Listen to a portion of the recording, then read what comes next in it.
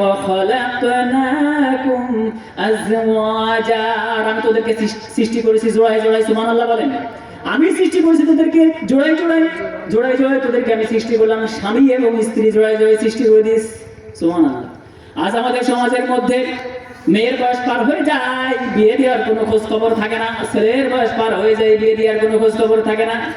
আজ হারাম সম্পর্কের মধ্যে নিজেদের সম্পর্ক, এই হারাম সম্পর্ক করে আল্লাহ তাআলার হুকুম লঙ্ঘন করলো, রাসূল সাল্লাল্লাহু আলাইহি সাল্লামের তরিকাকে তারা গ্রহণই করলো না। আল্লাহ পাক রব্বুল আলামিন এই দায়ভার নেবে কারা? বাপ এবং মারা। বাপ বলে আমার ছেলে আমার মেয়ে তারা একটু ভালোভাবে শক্তভাবে নিজের পায়ে রাখ। 24 বছর এখন নিজের পায়ে দাঁড়াতে পারিনি, তাকে দাঁড়াবে কবে? 25 বছর বয়স নিজের পায়ে দাঁড়াতে পারলো না, 12 বছর বয়সে সে যৌবন পেশ, আর এখন 24 বছর বয়সে এখন বিয়ে দেন। এই হারাম সম্পর্ক করলে বাপ মা একটাও ছাড়া পাবেন না।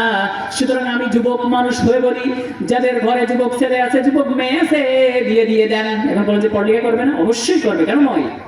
পড়ালেখা করবে, বিয়ে দিয়ে মেয়ের কাছে মেয়ের বাড়ি রাখেন, ছেলের বাড়ি রাখেন, রেখে তাদের পড়াশোনা করা।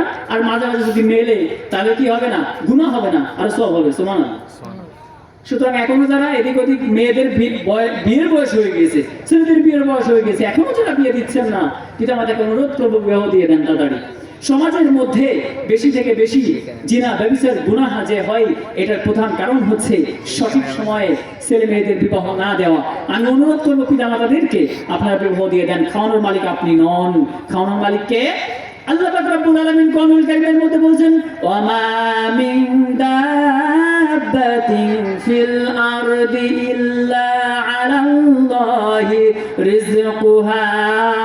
পৃথিবীর বুকে এমন কোন প্রাণী নাই যে সেই প্রাণীর রিজিকের দায়িত্ব আমি রব্বুল আলামিন নিই নাই। সুতরাং আপনার টেনশন করার কোনো কারণ নাই, সুযোগ নাই। ছেলে প্রাপ্তবয়স্ক হয়েছে, মেয়ে প্রাপ্তবয়স্ক হয়েছে, বিবাহ দিয়ে দেন। ছেলেকে একটা কাজ দিয়ে দেন। আর আমি যুবকদেরকে বলবো, তোমরা কাজ ধরো।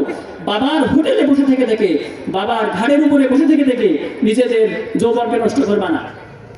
আর মেয়েদেরকে বলবো পর্দায় থাকো। এইভাবে করে যখন তোমরা তোমাদের যৌবনকে নষ্ট করছো আল্লাহ তাআলার হুকুম বাদ দিয়ে, রাসূল সাল্লাল্লাহু আলাইহি ওয়াসাল্লামের তরিকাকে বাদ দিয়ে যখন শয়তানের পদঙ্ক অনুসরণ করলে, তাহলে ইহকালে এবং পরকালে তোমাদের জন্য বিপদ আসবে কাদের উপরে?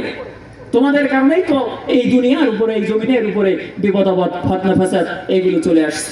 সুতরাং অনুরোধ করবো তোমরা আল্লাহ তাআলার হুকুম মানো, নবীর তরিকার উপরে চলো।